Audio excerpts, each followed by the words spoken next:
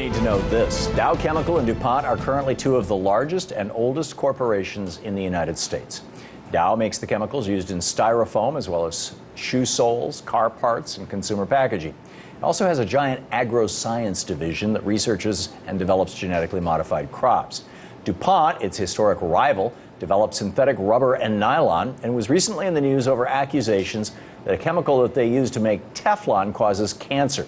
DuPont is also a big player in the GMO business and calls itself, quote, the world's leading developer and supplier of advanced plant genetics, providing high-quality seeds to farmers around the world, end quote. These two companies are already humongous, and now they're trying to join forces to create one giant chemical company called Dow-DuPont. The planned merger was announced last week, but it comes with a catch. If it goes through, Dow-DuPont will then split up into three companies, each with their own special focus. Business types are already celebrating the move as a great way to create value, aka money, for shareholders. But what should everyday Americans think about, given the history of these two companies? With me now for more on this is someone who knows the chemical industry inside out and has fought back against some of their worst abuses. I'm talking, of course, about America's lawyer, Mike Papantonio, host of Ring of Fire Radio. Pap, welcome back. Tom, how are you? I'm great. Great to have you with us. So, who are these two companies?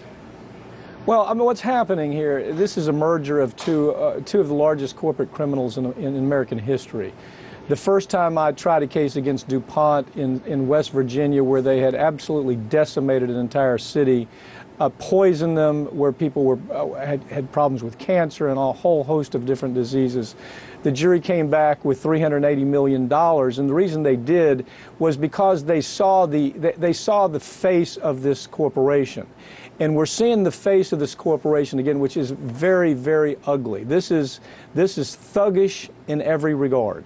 This is a company that has figured out how to externalize all of the costs that they have to the American public. And what I mean by externalizing is they take all the profits, and when they pollute a stream, or when they pollute the air, or when they create some awful kind of condition for a community, the community pays for it. You see, the taxpayer has to pay for their mess. And in matter of fact, in the case that I was talking about, they had a list, Tom. There was actually a list of the places that they had polluted to the point to where they were discussing how many billions of dollars it would take to clean it up. So instead of cleaning it up, what they choose to do now is engage in this new merger with another suspect company, Dow Chemical, who, of course, has brought us one disaster after another. But these are the Bhopal people, of course. And so what we look at is this whole story is far more important than just is it going to make value for the shareholders? You have a situation now, Tom, where this administration has packed the SEC with people that were related to the Dows and the DuPonts. The Department of Justice, that always is willing to give the Dow and the DuPonts a free pass because they dress them up in white collars and Armani suits. So what's happened here is you have an administration who's going to allow this to happen. They're going to allow it to happen if the public is not outraged. In this situation, they're simply trying to hide their money, move their money around to where they don't have to clean up the billions and billions of dollars of environmental suffering that people are going to have to endure, the physical suffering from things like cancer, neurological diseases that the public's going to have to endure. And this is part of the plan. Yeah, This is a new way of doing business in America, Tom. After your and my conversation about this earlier today, I really started digging into this, and the Philadelphia Inquirer had done some really amazing research. Although they were citing even Wall Street Journal articles indicating that there's really no legitimate business reason for this merger. That even 5 years from now, shareholder value will be pretty much exactly where it is now. Assuming things don't change a lot. But there's going to be a huge bump in the amount of money that the executives of these companies can take home because the stock value is going to jack up, and the way that they're doing it is somehow going to allow them to shorten the period of time that you have to wait for long-term capital gains in order to pay a lower tax rate. So this is really all about scamming all of us, including their investors, so that the CEOs and the senior executives can make off with piles of money, or at least that it looked that way from what I was reading. Well, it's worse than that, but what you're reading is what corporate media will rarely report. You'll never hear this story on the nightly news of NBC or CBS or ABC. It's not that they can't easily deliver the story. It's that they don't even have producers that are motivated to do it. They don't have reporters who want to do it or can do it. And the point is this. What's happened is shifting, an unprecedented shift of power. Do you remember when Eric Holder came out and he said, you know what, some banks are simply too big to prosecute? That is this administration's brand.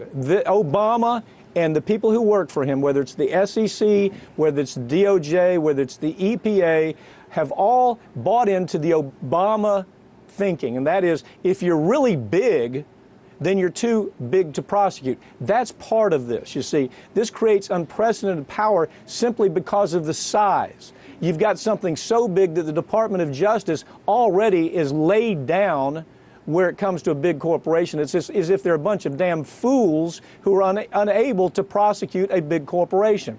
Now you've taken Dow and you've taken DuPont, you've merged them together, and then you're going to play shell games by moving that merger around in 3 different companies to where the prosecutors say, well, hell, we can't do anything about it. They're too big to prosecute.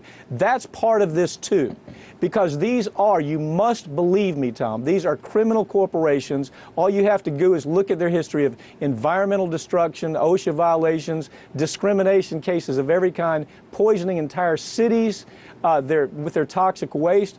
The short crimes are in the 1990s. DuPont was hit with hundreds of lawsuits after a wave of reports that its fungicide was causing widespread damage to both the people and the environment. Well, what happens? The private industry, private lawyers hit them for $500 million. The government gives them a free pass and says, pay $100 million and go your way. $100 million is what they made the very month that they had to pay that money. So this administration has taken the DuPont and the Dow problem and put it on steroids because Obama has not been willing to appoint anybody that has enough backbone to go after people like this. And it is his brand, Tom. It's his brand. And this Department of Justice will do very little to really uncover the ugliness of this. It's going to be up to a grassroots movement. Yeah. And so if people want to participate in that grassroots movement, what do they do? Well, the thing that you do right now, there's an organization that's developed. It's called Corporate Action Network. They're some of the only people telling the story. They're showing up at shareholders meetings. They're showing pictures of the people who are suffering and dying of cancer from DuPont, where DuPont dumped 50,000 gallons of toxic poison into the Ohio River for 50 years, called C8. They knew the toxic poison was going into people's drinking water. They allowed it to happen in any way, and people are dying by the thousands. The cancer and all types of neurological problems that we're seeing all the way up and down that Ohio Valley area. And so here we got DuPont. They're trying to figure out, how do we get out of this? Well, we do it with shell games. They already tried one shell games by creating this company called Chemours. After we hit them for $1.6 million for one case, one case that they chose to go to trial with. They thought they could win this case. We said, okay, put it up and we'll try it. We tried it. The jury came back with $1.6 million. Why did they do that? Because when you looked at all the documents, this looks like a criminal corporation, and I got to promise you, juries are going to see that. We have 3,500 cases behind them, and we are going to continue beating the ever-living hell out of them until somebody pays attention to the fact that corporate America is out of control, and DuPont is the poster boy for all that. Yeah.